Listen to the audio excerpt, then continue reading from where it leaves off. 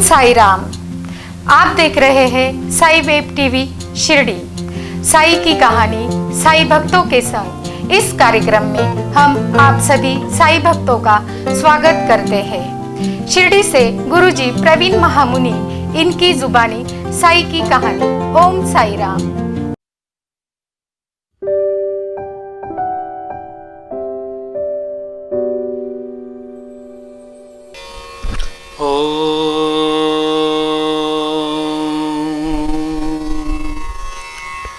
वक्रतुंड महाकाय सूर्यकोटि समप्रभ निर्विघ्नं कुरु मे देव सर्वकार्येषु सर्वदा।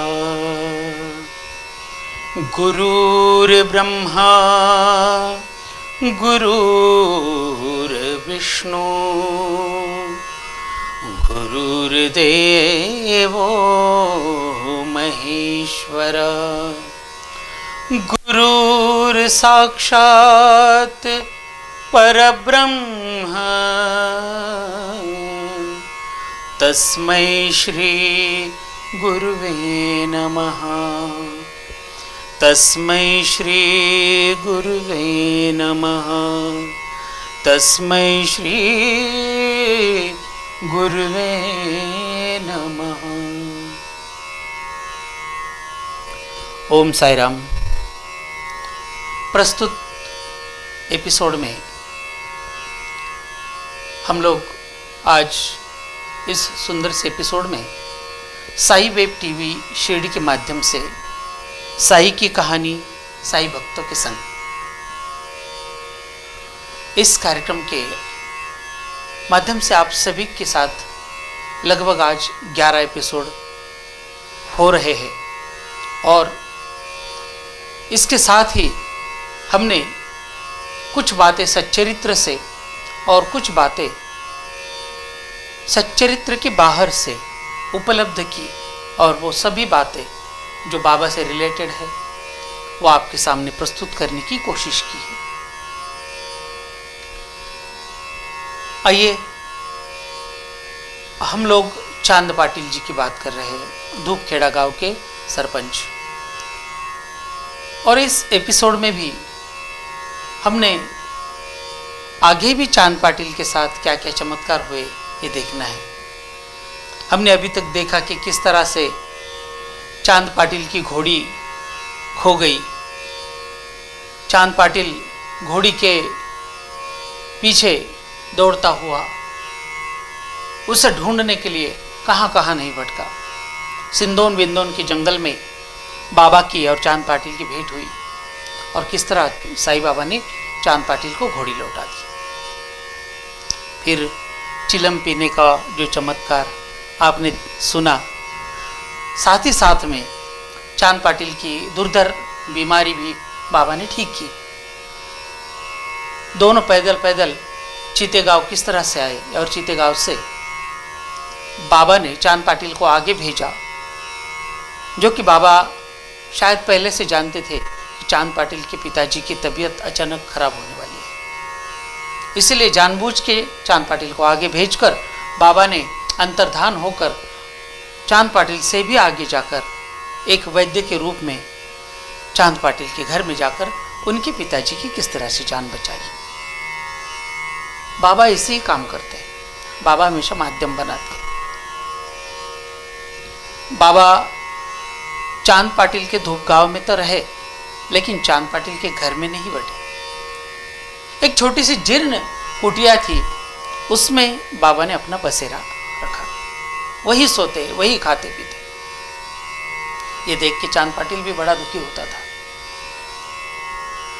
साथ ही साथ में एक भिक्षावृत्ति, एक फकीर किस तरह से जीवन जीता है, ये चांद पाटिल ने देखा कि बाबा रोज धूप गांव में भिक्षा मांगते थे और बासी रोटी खाकर अपना गुजारा कैसे करते थे। किस तरह बाबा ने पहले ही दिन की शुरुआत सवेरे सवेरे एड़गंगा नदी में जाकर बाबा ने जैसे ही उस नदी के अंदर जो बड़े बड़े पत्थर थे, उस नदी में पानी नहीं था, और पत्थरों को अपना पैर लगाते ही अंदर से किस तरह से जलधारा बहने लगी, और बाबा ने उसी जलधारा से स्नान किया। बाबा प्रतिदिन एड़गंगा नदी में स्नान करके उसी नीम के वृक्ष के नीचे तपश्चर्या करते बैठते। आइए हम लोग किस तरह से बाबा के पास एक छोटा सा तोता आया, इसकी एक छोटी सी कहानी है। एक दिन की बात है, बाबा ध्यानमग्न तपश्चर्या के स्वरूप तपश्चर्या करने के लिए नीम के पेड़ के नीचे ध्यानस्थ बैठे थे, और अचानक ही गलती से एक बच्चा अपने खोपे से निकलकर बाहर आया। तोते का छोटा सा बच्चा था, अपने खोपे से बाहर आया और अचानक ही बाबा के सामने गिर गया। उसके गिरने की आवाज़ सुनते ही बाबा ने अपने नेत्र खोले। देखते हैं तो सामने एक छोटा सा, जिसको अभी पंख भी नहीं फूटे हैं, ऐसा छोटा सा तोते का बच्चा बाबा के सामने गिरा हुआ बाबा को नजर आया। उसे अपने हथेली पर उठाया और बाबा ने कहा, मनुष्य से तुम्हारी पहली मुलाकात आज हुई है, इसीलिए तुम्हारी दिनचर्या आज से अंत तक तुम मेरे साथ रहोगे, मैं हमेशा तेरे साथ रहूंगा। ऐसा बाबा ने उस तोते के बच्चे से कहा और उसे अपने पास ही रखा। हम लोग सच्चरित्र में भी पढ़ते हैं कि बाबा के पास एक तोता था। देखिए, ये वंश परंपरा तोते ने भी चलाई। वही तोता जो बाबा ने फिर चांद पाटिल को वापस दिया था कि इसे जतन करके रखना, वही तोते की वंशज आज भी जब भी आप धूपखेड़ा गांव जाओगे तो उसी नीम के पेड़ के एक खोपे में वही तोते के वंशज आज भी मिलेंगे। जब भी जाओगे तो ज़रूर एक बार उस नीम के पेड़ के पास जाकर उस खोपे में देखना, आज भी बहुत सारे तोते उस खोपे में रहते हैं। और ये बाबा का ही चमत्कार है कि बाबा के आशीर्वाद से जिन जिन भक्तों को बाबा का आशीर्वाद प्राप्त हुआ है, उनका जीवन बाबा ने सुनहरा बना दिया है, खुशहाल बना दिया है। उसी तरह तोते का जीवन भी बाबा ने खुशहाल बनाया था, और आज भी उनके वंशज उसी खोपे में बड़े प्यार से रह रहे हैं। देखिए, यहाँ नीम का पेड़ बहुत महत्वपूर्ण है। जहाँ पर आज शिरडी में हम लोग देखते हैं कि गुरुस्थान जहाँ पर नीम का पेड़ है, सब कहते हैं कि उसके पत्ते मीठे हैं, बिल्कुल मीठे हैं। उसी स्थान पर जो गुरु स्थान पर जो नीम है, नीम के पत्ते मीठे हैं, उसी प्रकार धूप गांव में जो नीम का पेड़ है, जिस नीम के पेड़ के नीचे बैठकर बाबा ध्यान लगाते थे, उस नीम के पेड़ के पत्ते भी मीठे हैं, क्योंकि वहां पर बाबा का वास हुआ था। लेकिन दोनों नीम के पेड़ के पत्ते तब मीठे लगते हैं जब वो श्रद्धा पूर्वक हम लोग खाए। मन में अगर दृढ़ श्रद्धा, बाबा के चरणों में दृढ़ विश्वास हो, तो कड़वे नीम के पत्ते भी आपको ज़रूर मीठे लगेंगे। ये आपके लिए, आपकी जानकारी के लिए है। देखिए, इस शिरडी तक पहुंचने का बाबा ने आसान सा रास्ता बनाया था, क्योंकि बाबा की कर्म भूमि तो शिरडी है और बाबा को शिरडी में आना था। इसीलिए कोई जरिया, कोई कारण बनना ज़रूरी था, और वो कारण था सलीम की शादी। और देखिए, आगे चलकर बाबा सलीम की शादी में बाराती बनकर धूप गांव से शिरडी की ओर निकले। 5 बैलगाड़ियां चांद पाटिल के गांव से निकली। साथ में कुछ लोग पैदल भी चल रहे थे और पैदल चलने वाले लोगों में से एक साईं बाबा थे, क्योंकि बाबा किसी वाहन का उपयोग नहीं करते थे, इसलिए बाबा भी पैदल ही चलने लगे। चलते चलते चलते औरंगाबाद छोड़ दिया और आगे एक जंगल के मार्ग से बैलगाड़ियाँ निकल रही थी। पहले अच्छे रोड नहीं थे, बस पगडंडियाँ और बैलगाड़ी चलेगी ऐसे ही रोड थे। औरंगाबाद और वैजापुर के बीच में एक छोटा सा जंगल लगता है और उस जंगल में, घने जंगलों में से ये 5 बैलगाड़ियाँ और कुछ लोग पैदल पैदल जा रहे थे। तो तभी एक खदान में से कराहने की आवाज आई, गुर्राने की आवाज आई। तो सब लोग डर के भागने लगे कि हे भगवान, या खुदा, या अल्लाह, ये शेर कहां से आ गया। शेर के गुर्राने की आवाज सबको विचलित करने लगी, लेकिन बाबा विचलित नहीं हुए।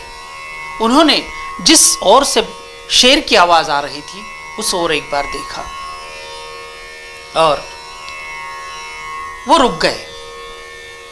अपने आप मन में कुछ बड़बड़ाने लगे, आकाश की ओर हाथ किया, अल्लाह मालिक है, अल्लाह सबका मालिक है। बाबा बार बार आकाश की तरफ देखकर या खुदा मदद कर, मदद कर, ऐसे अपने आप ही बोल रहे थे। बाकी लोग बाबा को देख के चौंक गए कि उधर शेर आया है और बाबा आकाश की तरफ देखकर क्या बड़बड़ा रहे हैं। तो बाबा ने उन सबको शांत किया, डरो मत, अरे वो शेर मदद मांग रहा है और किसी की मदद करना ये तो मानव धर्म है। अतः मैं उस शेर की मदद करने के लिए जा रहा हूं। देखिए शेर क्यों गुर्रा रहा है ये किसी को मालूम नहीं था,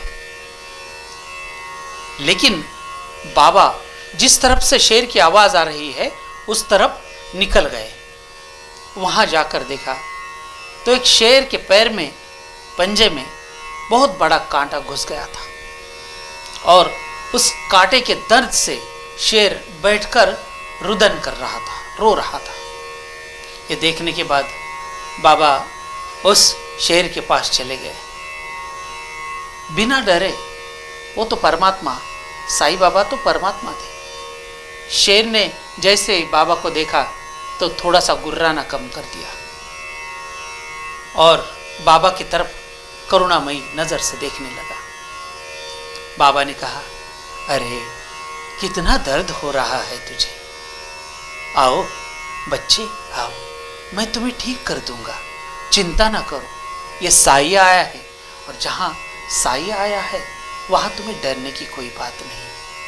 और उस शेर के शरीर से बाबा ने हाथ फेरना शुरू किया और हल्के से वो कांटा खींचकर बाहर निकाल दिया।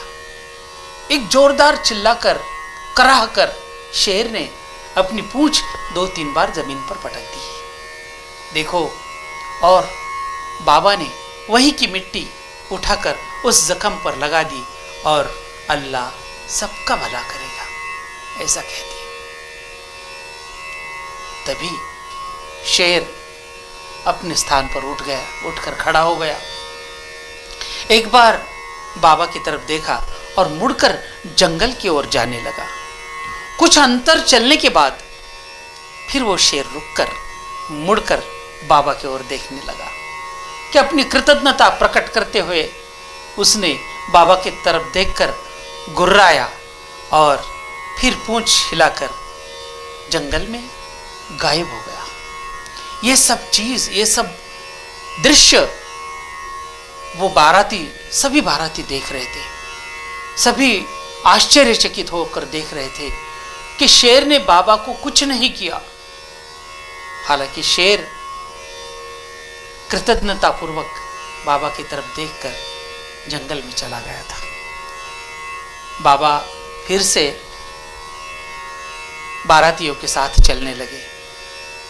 लगभग 185 किलोमीटर का अंतर था धूपगांव से शिरडी तक बाबा पैदल ही चले। बैलगाड़ियों को 2-2.5 दिन लगे आने में। एक रात वैजापुर में बैलगाड़ियां रुकी। उस रात को बैलगाड़ियां वैजापुर में रुकी। दूसरे दिन पूरे दिन भर चलने के बाद दोपहर तक बैलगाड़ियां शिरडी में आकर रुकी। शिरडी में महालसापति सुनार, जिनका खेत एक खंडोबा मंदिर के पास था, खंडोबा मंदिर भी उनके खेत में ही था, और वहां पर बहुत बड़े बड़े छायादार वृक्ष थे खेतों में। अतः कोई भी मुसाफिर अगर शिरडी में आता, राहगीर, मुसाफिर, जो भी जाने आने वाला फकीर, जो भी विश्राम के लिए उसी खंडोबा मंदिर के इर्द गिर्द जो बड़े बड़े पेड़ थे उसकी छाया में विश्राम करता। चांद पाटिल की बारात भी आई तो उन्हीं पेड़ों में जहाँ पर छायादार वृक्ष थे उनके नीचे 5 बैलगाड़ियाँ छोड़ी गई। लोग अपना अपना सामान लेकर शिरडी में चले गए। लेकिन ये फकीर तो कोई और ही बुला रहा था। तो आइए अगले एपिसोड में देखते हैं कि बाबा को कौन बुला रहा था, किस तरफ बाबा जाना चाहते थे और बाबा किसको मिलना चाहते थे, कहाँ से शुरू करना चाहते थे। ये हम अगले एपिसोड में देखेंगे। तो चलिए, हमेशा की तरह हर एपिसोड में कुछ ना कुछ 2 पंक्तियाँ हम बाबा की भजन की गाते हैं। तो आइए बाबा से विनती करते हैं कि बाबा, आपसे मिलन की इस हृदय को प्यास लगी है, कब आपका और हमारा मिलन हो जाए, इसकी हमें आस लगी है, प्यास लगी है। तो आइए इस 2 पंक्तियों में आपको बताता हूँ। कागा सब तन खाइयो, सो चुन चुन खाइयो मास, 2 नैना मत खाइयो, मोहे साई मिलन की आस, साई मिलन की आस रे, साई मिलन की आस रे, मोहे साई मिलन की आस।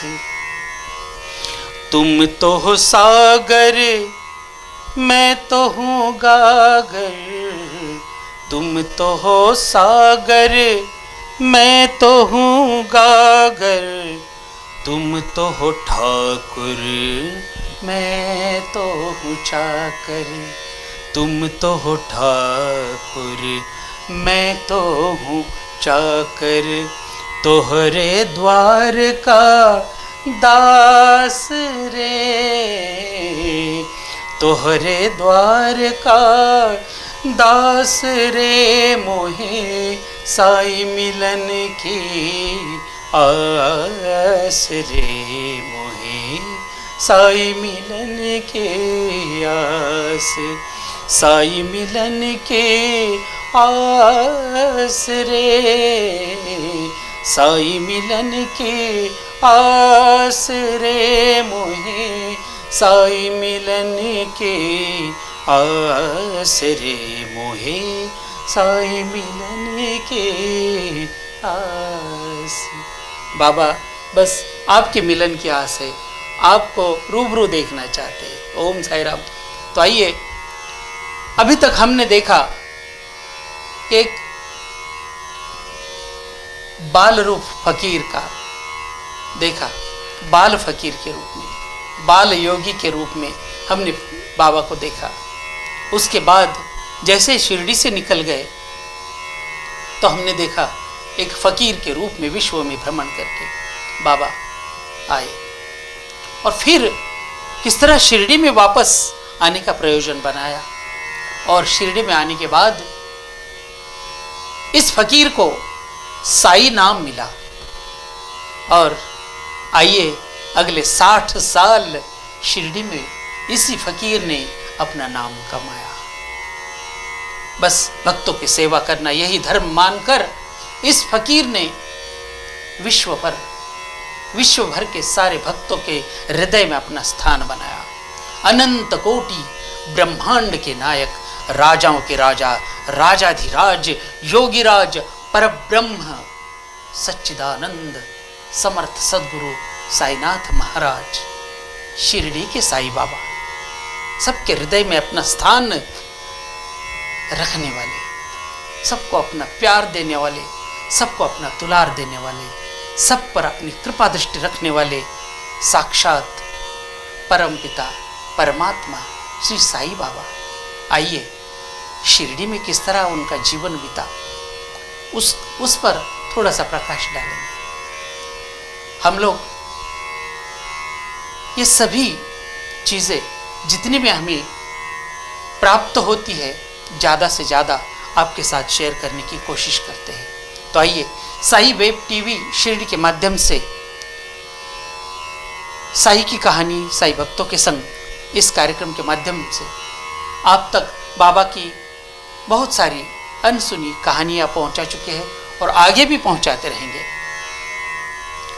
बस विनती यही है कि इस चैनल को ज़्यादा से ज़्यादा लाइक करें, सब्सक्राइब ज़्यादा करें और ढेर सारा शेयर करें। तो आइए अगले एपिसोड में आपसे फिर मुलाकात करते हैं। तब तक के लिए ओम साई राम।